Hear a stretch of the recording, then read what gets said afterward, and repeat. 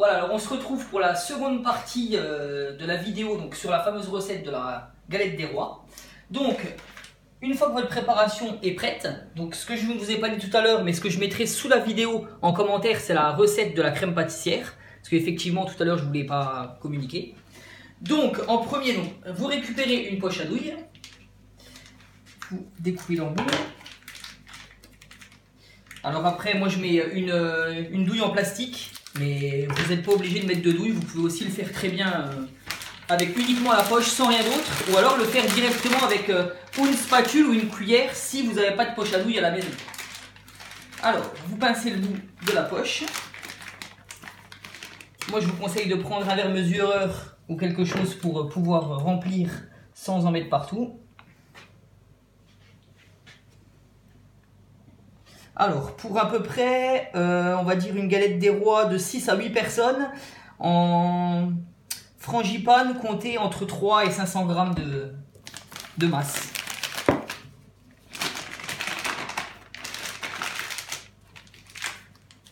Alors voilà, donc il vous faut 2 cercles de pâte feuilletée, un légèrement plus petit que l'autre, je vais vous expliquer pourquoi.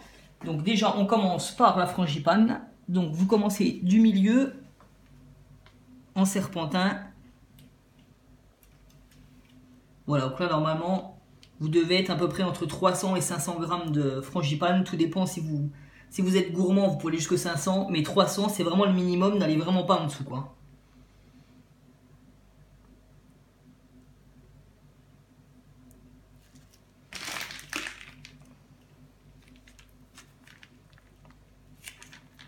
Moi, je vais remettre encore un petit peu. Donc voilà, ça c'était pour vous montrer avec la poche à douille. Maintenant, si vous n'avez pas ce qu'il faut, à ce moment-là, vous pouvez directement y aller avec une spatule ou une cuillère. Ça marche aussi. Ça marche même très bien.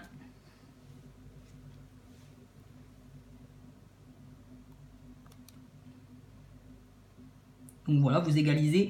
Par contre, pensez toujours à laisser 2 bons centimètres, voire 2 cm et demi autour. Parce que le problème qu'il y a, c'est que si vous garnissez trop, quand on va refermer et qu'on va souder le deuxième cercle de pâte feuilletée, en fait, ben, si vous allez trop au bord, malheureusement, la crème d'amande avec la chaleur, en fait, elle risque de sortir. Donc toujours bien laisser 1 voire même 2 cm de chaque côté de battement. Donc voilà, ensuite, n'oubliez surtout pas la fève, l'élément indispensable pour une galette des rois. Donc vous la mettez légèrement du côté. Voilà, comme ça. Ensuite, vous prenez le deuxième cercle de pâte feuilletée que vous avez, donc au pire pour le détaillage, ou vous prenez un cercle en inox. Maintenant, si vous n'avez pas de cercle, à ce moment-là, vous pouvez prendre une assiette légèrement plus petite pour la base et une un tout petit peu plus grande. Prenez un plat à tarte, quelque chose comme ça, pour avoir une dimension, on va dire, de 1 cm plus grande que la première. Donc, vous pouvez prendre ceci, vous la centrez. Ensuite, vous faites le tour sans faire ressortir la frangipane. Voilà.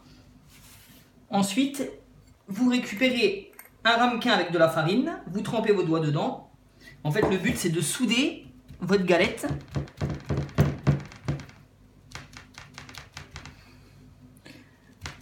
Pour éviter que la crème d'amande sorte à la cuisson.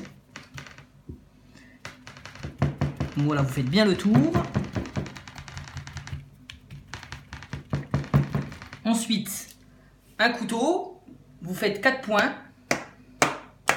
C'est ce qui va permettre à la condensation et à l'air de s'évacuer. Et avec un couteau lisse, vous prenez le dos du couteau, surtout pas le côté tranchant, pardon. Donc, et vous cannelez le tour. Donc voilà, en fait, vous prenez la pâte et vous faites un léger arrondi tout autour. Vous voyez, le but, c'est pas de couper la pâte, c'est vraiment de la marquer en fait. Hein.